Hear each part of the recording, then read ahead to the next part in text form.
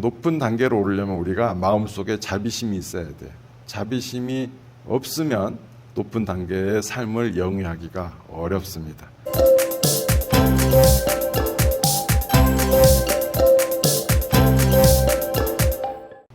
자, 첫 번째, 살생을 하지 말라. 산 목숨을 해치지 말지니 자비로운 마음으로 모든 생명을 아끼고 사랑해야 합니다. 자, 살생을 하지 말라 하였습니다. 우리가 보면은 계를 받는 이유가 있는데 부처님께서 우리 불자들에게 계를 준 이유가 굉장히 명백해요. 여러분에게 큰 도움을 주기 위해서 계를 설하신 것입니다.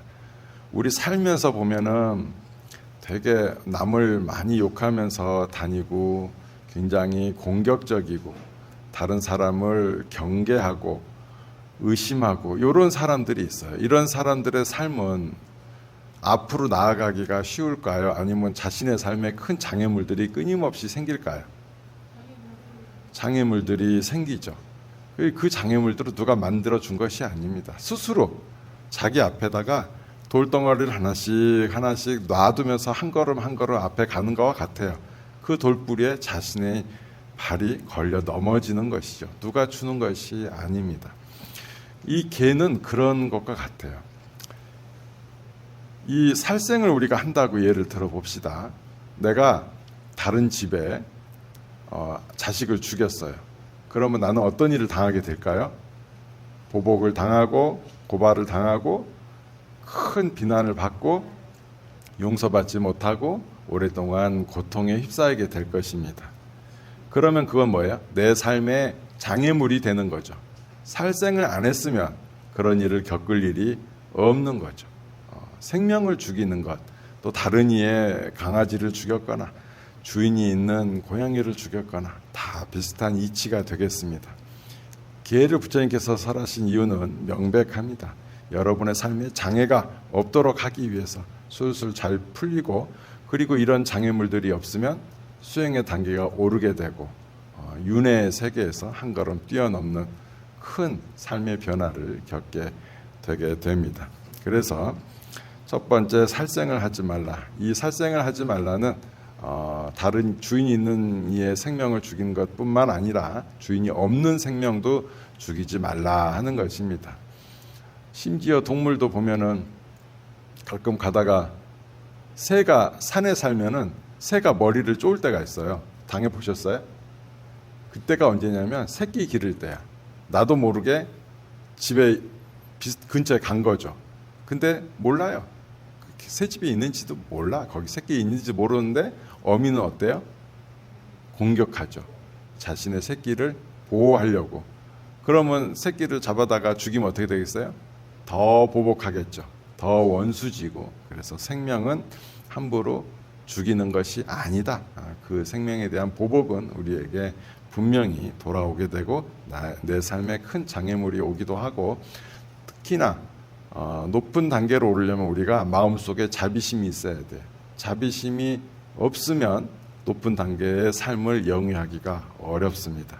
우리는 목표가 굉장히 높잖아요. 높고 굉장히 큽니다. 어떤 목표예요? 부처님이 되겠다는 목표인데, 굉장히 높은 단계의 목표인데 생명을 함부로 죽이고 다닌다. 여러 생명의 목숨을 가벼이 여긴다. 그러면 그 사람은 높은 단계에 오르는 게 아니라 아래쪽으로 추락하겠죠. 아래쪽에는 어떤 세계가 있을까요? 축생계가 있고 지옥세계가 있고, 그렇게 그 길로 우리가 가까이 가게 됩니다. 예전에 제가 우리 연화사에 강아지 한 마리를 발견했어요. 계단 아래서 봤더니 그 강아지가 시추인데 턱이 다 나갔어. 턱이. 이빨은 다 빠지고 피와 침은 질질 흘리고. 우리는 이제 늙었는데 사람이 발로 찼나, 이제 왜냐하면 정확하게 턱만 이렇게 날아갔거든요. 그는 교통사고 났으면은 더 크게 갔을 건데 이상하게 턱만 나가요. 사람 내가 아무리 봐도 발로 치거나 몽둥으로 때린 것 같은데, 그래도 절에 왔으니 치료를 해줘야 되지 않겠어요?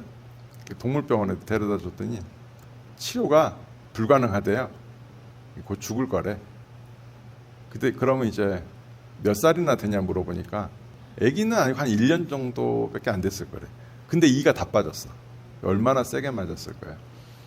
근데 이제 곧 죽는다고 하니까 이제 절에 데려놨는데 밥도 못 먹어요. 죽을 갖다 놔도 죽 앞에서 코만 받고 침만 흘리지 이게 다물어져야 먹든지 말든지 할 거 아니에요. 아이고 저러다 죽겠구나 싶어가지고 그냥 두었는데 아무리 봐도 그 고통받는 게 음식 앞에서 먹지도 못하고 끙끙대는 게 너무 안 됐잖아요. 근데 먹여주려고 하면은 또 핥히니까 가지도 못하고 이거 어떡하나 싶어가지고 도저히 안 되겠다. 그냥 동물병원에 데리고 가서 안락사를 시켜야 되겠다. 그래가지고 얘야 내가 내일 너를 동물병원에 데려다 줄게. 그러면 고통은 면하게 될 거야 라고 이제 얘기를 했거든요.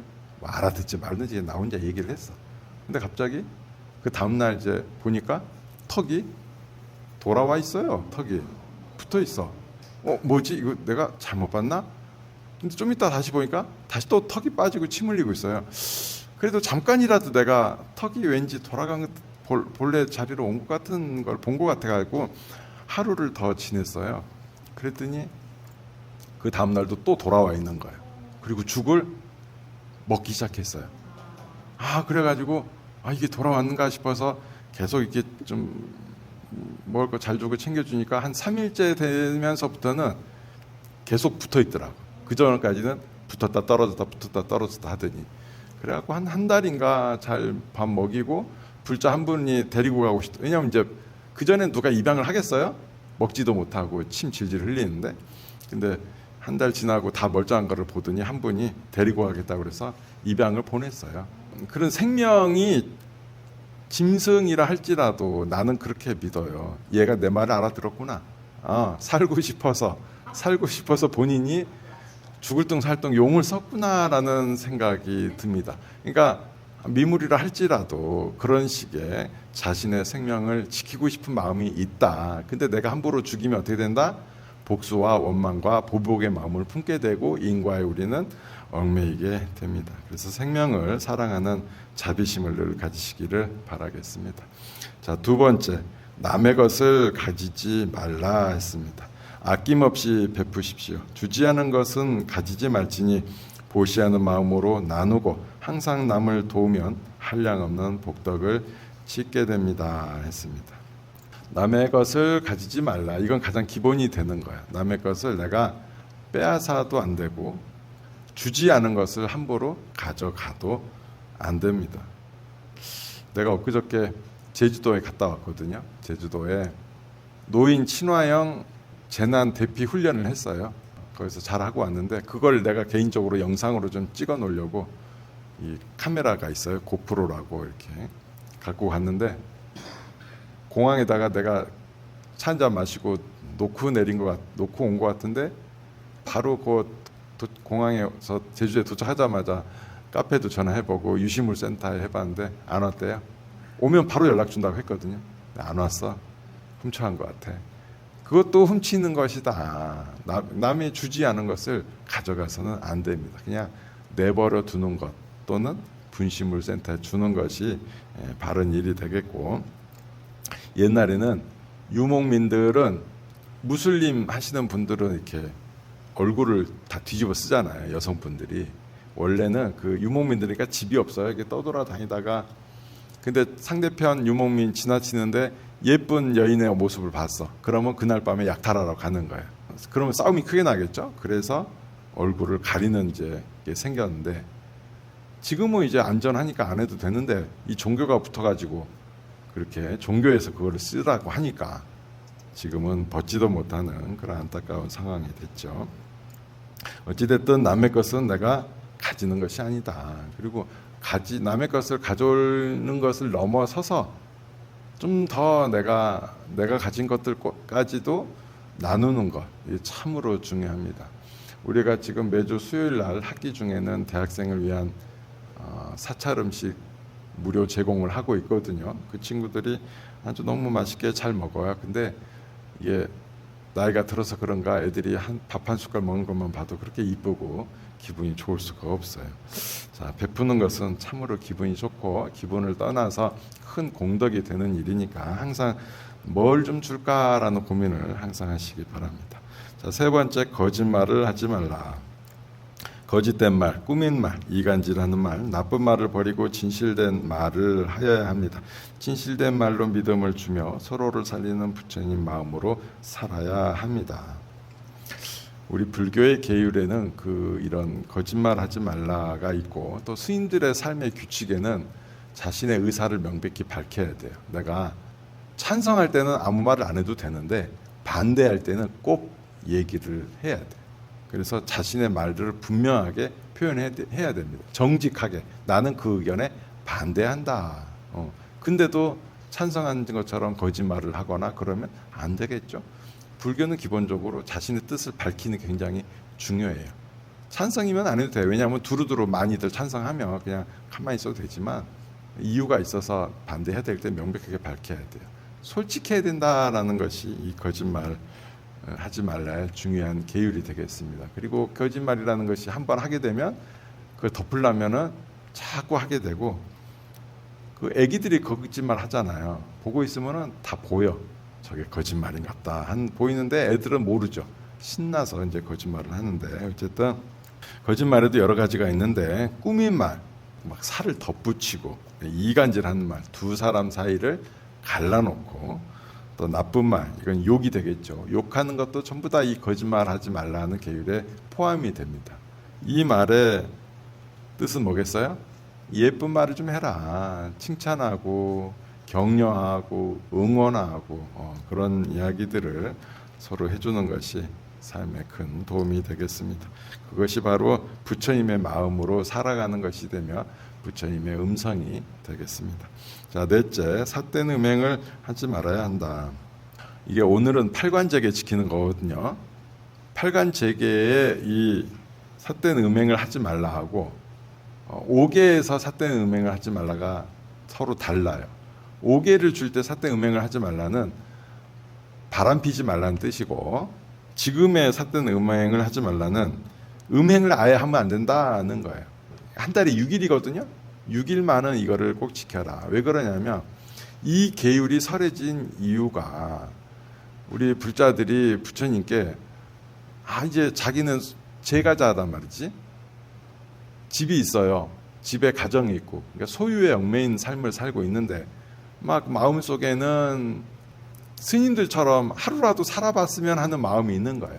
그런 간절한 마음을 담아 부처님께 제가자로서 아라한처럼 살 수 있는 방법 없겠습니까? 하니까 부처님께서 이 방법을 일러주신 거예요. 8가지 계를 한 달에 6일만 지키면 그것이 곧 아라한의 삶과 똑같은 것이 되느니라 라고 했습니다. 그러니까 스님들이 안 하는 것들은 여러분들도 안 해야 된다는 거지. 그래서 이것은 아예 음행 자체를 안 해야 되겠습니다. 사랑의 약속을 지키고 어려움과 유혹을 이겨내는 힘을 키울지니 인격을 다기며 남에게 관대하고 자신을 청정하게 다스리는 삶을 살아야 되겠습니다. 5째, 술을 먹지 말라. 정신을 어지럽게 하는 것과 접촉해서는 안 될지니 우리는 맑은 마음을 잘 간직하여 지혜롭게 살아야 합니다. 정신을 혼미하게 하는 것들은 지혜의 뿌리를 끊어 삶을 어둡게 합니다 했습니다. 여기에서 술을 먹지 말라는, 술이라는 것은 먹게 되면 여러 가지 실수를 하게 돼요. 이 앞에 해왔던 4가지 계율을 전부 다 어길 수 있는 원인이 술 속에 있습니다. 그래서 술을 먹지 말라는 것이고, 술김에 나쁜 일을 하면은 용서를 받아야 되느냐? 부처님의 가르침에 의하면 오히려 가중 처벌을 해야 돼. 왜? 술 먹지 말라는데 먹었어. 하지 말라는 다른 계율을 또 어겼어. 그러니까 가중 처벌을 받아야지. 근데 우리나라는 이상하게 술 먹으면 정신을 잃은 상태에서 한 것이니 뭔가 용서를 해줘야 되지 않을까? 뭐 이렇게 표현을 하는데 법 해석이 잘못되었다. 이것은 더 오히려 엄하게 처벌받아야 될 것이라 여겨집니다. 그리고 여기에는 마약도 포함됩니다. 내 정신을 혼란시키는 것들은 다 포함돼요. 개인적으로는 식당에 가고 싶은데 어디 가다가 마약 떡볶이 이런 거 나오잖아요. 절대 그 집은 안 갑니다. 이게 마약이라는 말을 진짜 그렇게 쓸 일이 아니에요. 마약이 한번 먹거나 마시고 취하게 되면 뇌가 고장이 나요. 한 방에 고장이 나. 절제할 수 있는 힘을 순식간에 잃습니다. 그러니까 그게 그렇게 마약처럼 중독되는 맛있는 맛이에요라고 할 게 아니에요. 그 마약은 뭐야? 맛있어서 중독된다는 거 아니에요. 중독이 뭐가 좋은 일이에요? 중독돼서 좋은 게 세상에 어디 있어요? 근데도 어떻게 그런 단어를 쓸 수 있는지, 그 상호를 왜 아직도 쓰고 있고 그게 왜 허용이 되는지. 근데 아마 금한 걸로 제가 알고 있습니다. 금한 게 아마 얼마 안 됐을 때, 어쨌든 금한 걸로, 절대 그거는 용서가 돼서는 안 되고, 여러분들 혹시나 마약자 들어가는 식당이나 음식점이 있으면 어디 근처도 가지 말기를 바라겠습니다. 그래야 없어지지. 장사가, 마약자 넣었더니 장사가 안 되더라, 그래야 그런 단어를 함부로 쓰지 않지. 그렇게 우리가 뭐 마약이 잘 없으니까 뭐 가벼이 여겨서만 쓰기도 하는데 큰일 날 행동을 하는 것입니다. 그렇게 있을 수가 없는 일입니다. 왜냐하면 그리고 외국에 마약하는 분들이 의사도 있고요, 변호사도 있고요, 그래요. 똑똑한 사람들도 한번 빠지면 못 나와. 자기 절제력이 굉장한 사람인데도 불구하고 이 마음으로 바꿀 수 있는 수준이 아니다. 한번 맞으면 정신이 고장납니다. 그러니까 한번 맞는 순간 환자가 돼버리는 거야. 못 고쳐. 그렇습니다. 그 다음에 6째, 높은 자리에 앉거나 호화로운 침대에 눕지 말라. 겸손한 마음으로 낮은 자리에 서 있어야 합니다. 아만과 교만을 버리는 성인의 길을 걸어야 합니다 했습니다. 이제 우리 거사님들이나 이렇게 보면은 지금 연세에서는 나이가 좀 있기 때문에 항상 높은 자리에 앉으실 거 아니에요. 근데 이날 한 달에 6일을 이걸 지켜야 된단 말이죠. 그러면 6일을 지켜야 하는 그날인데 높은 자리에 앉지 말라고 돼 있어. 그럼 여러분들은 어느 자리에 가서 앉아야 되겠어요? 그날은 말단 사원의 자리에 가서 앉으세요. 이것도 이 겸손을 부처님께서 기억해라. 또 교만을 버려라. 그리고 그 자리가 영원히 네 자리가 아니니라 라는 것을 가르쳐주는 계율의 덕목인 것입니다. 그래서 6일이 걸렸거든 꼭 그날은 낮은 자리로 옮기셔서 하루를 지내시기 바랍니다. 7째, 몸에 향유를 바르고 장신구를 달지 말며 유흥을 즐기지 말라. 겉을 치장하지 말고 마음을 다스리십시오. 검소하게 하루하루를 지내야 합니다. 그리고 감관을 잘 지켜서 유흥에 빠진 일을 삼가십시오 했습니다. 몸에 이날 한 달에 6날은 향수를 바르지 말아라. 그리고 장신구를 달지 말라. 이게 금 반짝이, 그날만은 좀 하루만 떼시라. 그 다음에 유흥, 막 춤추고 노래하는 거 다 포함됩니다. 한 달에 6일은 춤추지 않고 놀지 않을 수 있지 않겠어요? 그래요, 안 그래? 하루 종일 춤추고 노나요? 아니잖아요. 그러니까 충분히 할 수 있는 거다. 8째, 정오를 지나면 식사를 하지 말라. 부처님의 가르침을 양식으로 삼아 배고픈 영혼을 배부르게 하십시오. 내가 먹지 않은 한 끼의 식사 비용만큼 보시하십시오. 내 몫을 나누어 주는 보시가 진정 의미 있는 보시입니다 했습니다. 오후가 지나면 밥 먹으면 안 돼요. 정오를, 그러니까 점심까지 먹고 저녁을 안 먹는다. 그리고 다음 날 아침까지 굶는다는 거예요. 한 달에 6일입니다. 제가 볼 때는 부처님께서 정말 여러분을 위한 큰 건강법까지 알려주신 것 같아요. 이걸 지키면 한 달에 6일은 18시간을 금식하게 되고, 그 정도면 어느 수준에 포함되느냐? 간헐적 단식의 범위 안에 들어가요. 그러면 이런 단식은 내 몸의 세포를 완전히 활성화되게 한다는, 이거는 의사들이 이미 다 공통적으로 결론을 내린 사항입니다. 그러니까 부처님께서는 이미 알려주신 거죠. 계속에 건강하라라고 넣어주셔서 대단하신, 정말 깊은 자비심이 있는 것이 되겠습니다. 자, 그리고 제가 지금 8가지 계를 일러줬는데 이따가 8가지 계를 이제 물을 거예요. 계목도 같이 읽고, 지키겠습니까? 라고 물을 때 여러분들은 큰 소리로 지키겠습니다 라고 답을 해야 됩니다. 왜 그러냐면 원래 이 계율은 딴 사람이 대신 받는 게 불가능해요. 자식도 접수하고 뭐 동생도 접수해놓고 대표로 한 분이 와서 받아가려고 해도 이게 안 돼. 왜? 스스로 지키는 거기 때문에. 걔는 그래요. 주는 게 아니에요. 여러분들이 스스로 원해서 받는 거예요. 그래서 이 걔는 안 지켜도 벌이 없어요. 누가 지키지 마 했는데 어겼어. 그러면 지키지 말라고 한 사람이 벌을 줄 권리를 가져가지만, 그게 아니다. 자기 스스로 지키겠다고 약속했는데 누구한테 벌을 받을 거지? 그래, 벌이 없다. 제가 볼 적에는 그런 게 없습니다. 그래서 답을 잘 하셔야 되는데, 나는 죽었다 깨나도 이 계율을 못 지키겠다 하시는 가 사항이 혹시나 있거든 그 지키겠습니까? 라고 물을 때 지키겠습니다 라고 답을 안 하고 입을 꾹 닫고 가만히 계시면 그 항목은 안 받는 것으로 하게 됩니다. 저는 이 얘기를 하고 싶지 않아요. 다 지키게 하고 싶어. 근데 어쩔 수가 없어요. 부처님께서 스스로 지키게끔 하라고 해놨기 때문에 여러분 스스로 잘 답변을 하시기 바라겠습니다.